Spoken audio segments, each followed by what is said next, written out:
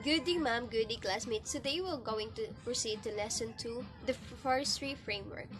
So we were going to talk about 10 years to restore our planet's strategy for the UN decade on ecosystem restoration. So I have questions. What comes to your mind when you say restoration? So restoration is an act process of returning something to its early good conditions or positions or to its owner. So there are 10 there are 9 koandara kanang um mga restores our on how to restore our planet. So first one is shift behavior. So shift behavior promotes a shift away from degradations and toward restoration. So for example, through actively planting or by removing pressure so that nature can recover on its own.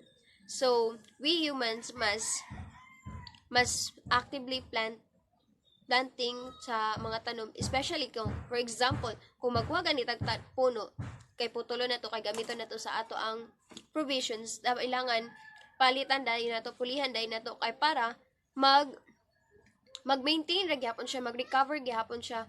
Kay dili na to kailangan pasagdan ang isa ka environment para lang sa ing ana na to nga kuan na trabaho.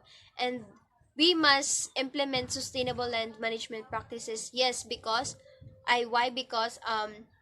kasagaran karon sa mga tao kay dili na kabalugan mo manage sa kanang sa atong mga environmental kanang kailang pas kasagaran karon magkapataka-pataka na lang, wala na sila knowledgeable enough para sa pag on how to manage the kuan nato sa atong environment, mong dili na sila kabalo on how to restore again the ecosystem. So and it also could help further protect and enhance this remaining natural areas and improve ecosystem services and recover biodiversity. So dili lang siya sa pag-implement, and also maka-protect po siya sa ato ang maka-protect o maka-enhance po siya sa atong environment. So dili lang nato mapasagdan sila ba, kailangan balance nato, kailangan gamitan nato diri og balance sa pagkuha o pagkuha, then kailangan nato din pulihan siya sa pagtanom. So kailangan nato as a human being na nagasalig ra pud sa unsay ginahatag sa ato environment, we need to practice and to learn and to be knowledgeable enough para sa ato ang atong environment. It is important to restore our earth because they can also provide us with the energy we need to sustain human civilization. So as what I said lately nga, kailangan nato proteksyonan ang atong environment kay tungod siya ang nagahatag sa ato og mga needs nato. And also we human can help in restorations of an ecosystem through recycling, establishing wildlife preserves and parks, creating greens, open space, and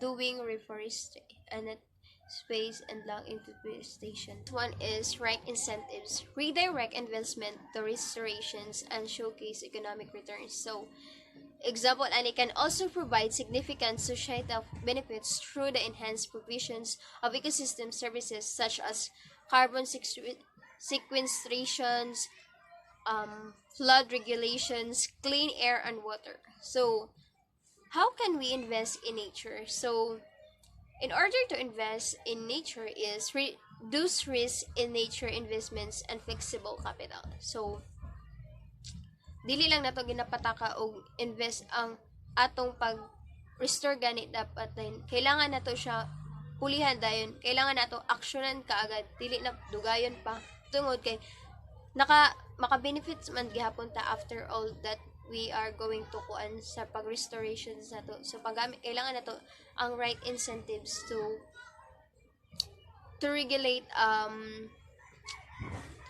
and to connect celebrate a culture of restoration. So shifting to healing the planet is cultural challenge. So yes, kailangan kung maghiltad we are inhaling the planet is a cultural challenge. Nagi mga challenge sa ato for example, educate the people on how to be educate the people on how to conserve our environment, especially our ecosystem is nanagani some parts of our ecosystem kay naanay dying, and conserve water, yes, especially conserve water kay namay to some katong nato giasi ma'am sa atong niaging pagmeet na to nga is it important daw nga walay tubig or light. So most of our classmates answered na mas important di jud ang naang water. Yes, for me also it is also important kung unsa ka importante ang water. Yes, for our health and everything, kailangan po siya sa plants, sa our ecosystem, kay without water dili maka-produce ta og isa ka tanom tungod kay kailangan nila water to kuan para mamulak sila, and also reduce, reuse, recycle. Yes, we use this in our challenging and volunteer for cleanups in your community. Yes, this is also important kay tungod some of our youths kay kailangan jud siya og kanang not just youths, everyone can do volunteer, but mostly kanang ginagamit siya sa mga youth kay syempre ang youth baskog pa, and they can actively participate in these campaigns, clean up drives, and it also take time to reconnect with nature. Yes, it takes time. The power of revive our environment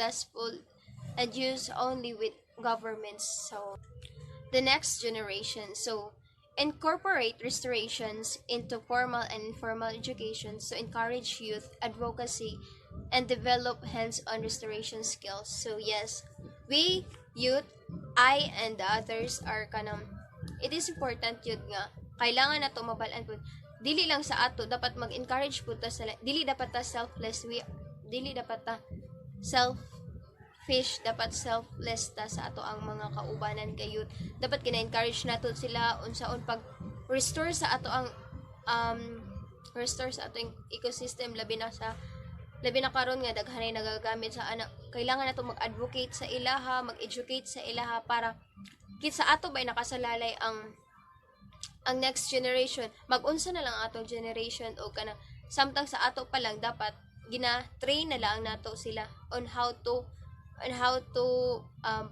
handles and develop sa mga kanang restoration sa ato ang ecosystem. So in the next one is increase technical capacity. So effective restoration requires sound scientific and technical knowledge to develop, implement, and monitor projects. Yes, kung magkuantaan kung mag-implement na sa ingani sa tanan, kailangan na to og kanang mga.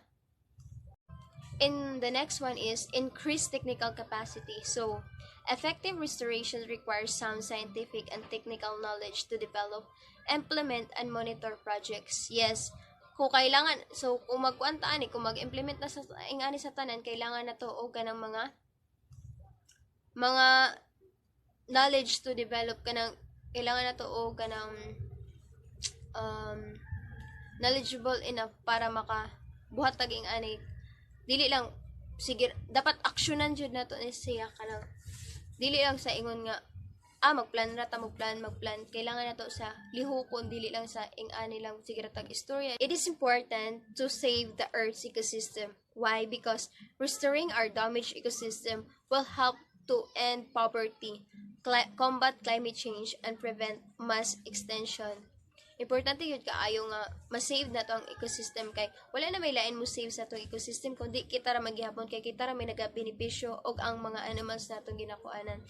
So isa po din siya makakuan sa ato makatabang. And also the solutions to ecosystem restoration. So the solutions for this is planting trees, cleaning up and riverbanks, or simply giving nature space to recover. Ito ginaabusaran ang atong ecosystem, kailangan need po nilang space na makahinga sila, dili kay urada-urada na to sila kuanon jud. The goal of trying to restore an ecosystem is to aim to recreate, initiate, or accelerate the recovery of an ecosystem that has been disturbed.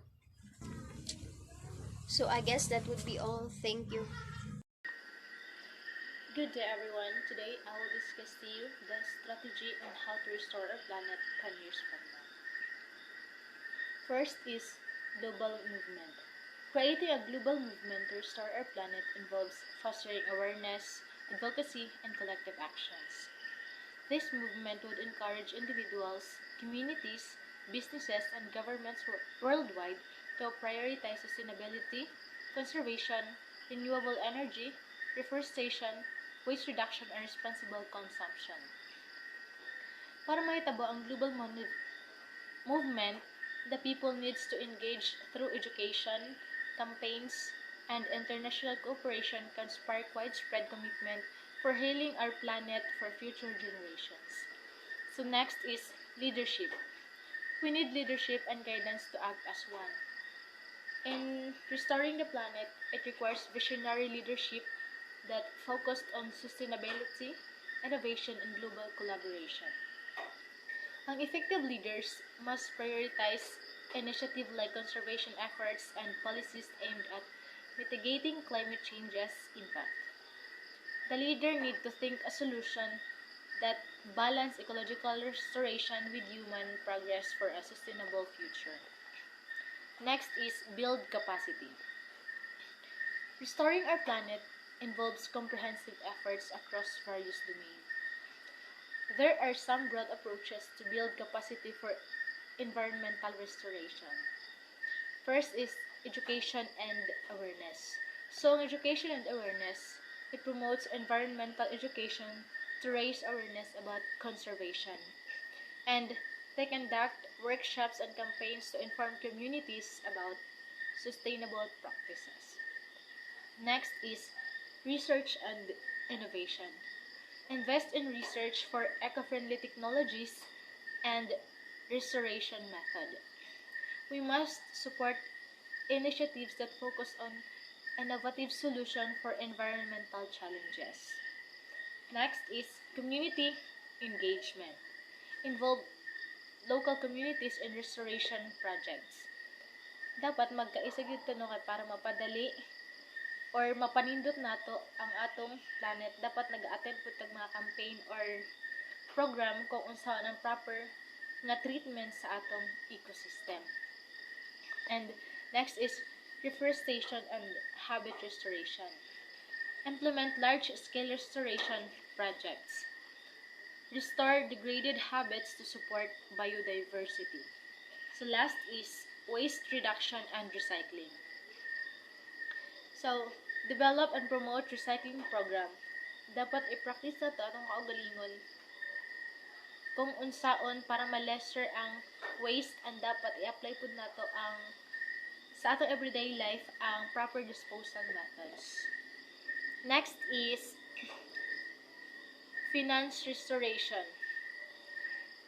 Finance restoration refers to the process of rebuilding or repairing one's financial situation after facing difficulties such as utang and etc. This involves creating a budget, reducing expenses, and para mabayaran ang mga nagamit ng mga kwarta. Next is shift behavior. In a context of finance typically involves altering habits, saving more, budgeting effectively, and making smarter financial choices. It includes things like avoiding unnecessary expenses, being mindful sa mga impulse purchases or unplanned na pagpamalit. Kung mga di kinahanglan nga mga butang, dapat dili sa i-prioritize. That's all. Thank you.